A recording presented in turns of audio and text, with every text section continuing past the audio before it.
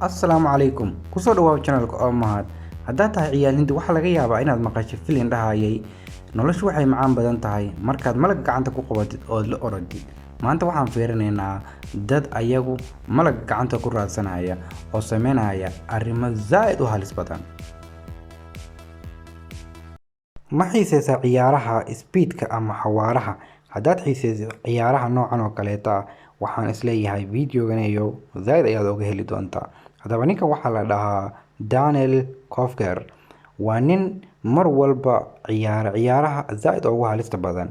Ciyaartan magaceeda waxaa la dhahaa inkastoo aanan garanaynin, laakiin waxay u eg tahay ciyaarta baarashuutka ama baarashuutka diyaaradda la soo tuura.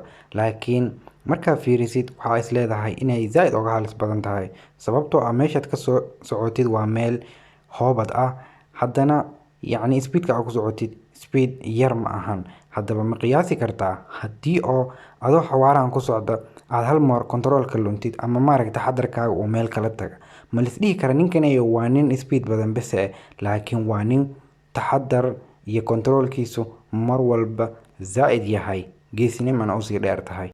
Haddaba waxaan dhihi karaa oo kaliya ninkan wuxuu mudan yahay sharaf. Haddase laakiin ciyaartii waa ka duwan tahay oo haddaad maqli jirtay hebel waa libaax amase waa nin ka tagay, laakiin ciyaartu hadda waxay maraysaa gabartan oo la dhahaa Stefania Miller. Waa gabar 25 sano jir ah oo u dhalatay wadanka Australia. Haddaba gabartan ayaa waxay sameysaa dhoolatusyo aan caadi ahayn oo zaid u halis badan. Waxaase xasuus mudan ayaa ah marka ay howlahan sameynaysa waxay ku sameysaa ayada oonan wax security ah ama xarig wax mid aanan wadanin. Hadda waxaa ujeedaa ayada oo buur intay kortay gacmaha ku istaagaysa, saasay tahay wax xarig ah oo ugu xiran amase wax security ah oo dhan ay wadata maba lahan haba yaraatee.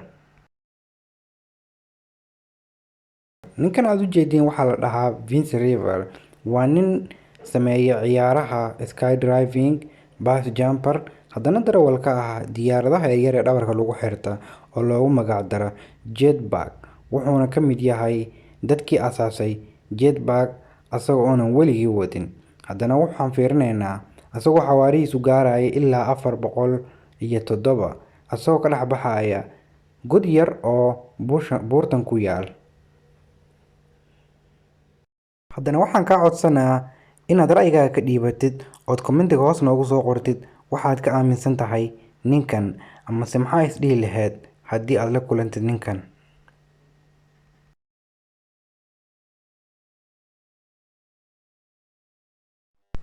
Alien Robert ma aha nin dhaqaa dariishadaha ama miyaaradaha dabaqyada.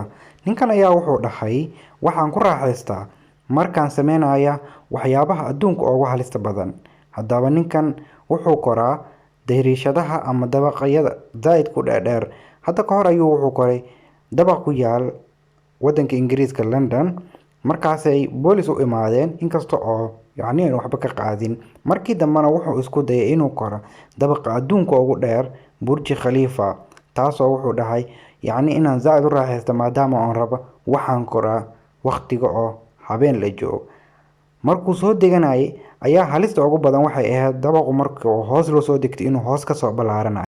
Haddaba daawade waan ku mahadcelinaa maadaama aad ilaa halka ila soo socotay. Haddana ha ka iloobin inaad like iyo share naguna soo biirtid. Waa mahadsantahay mar labaad.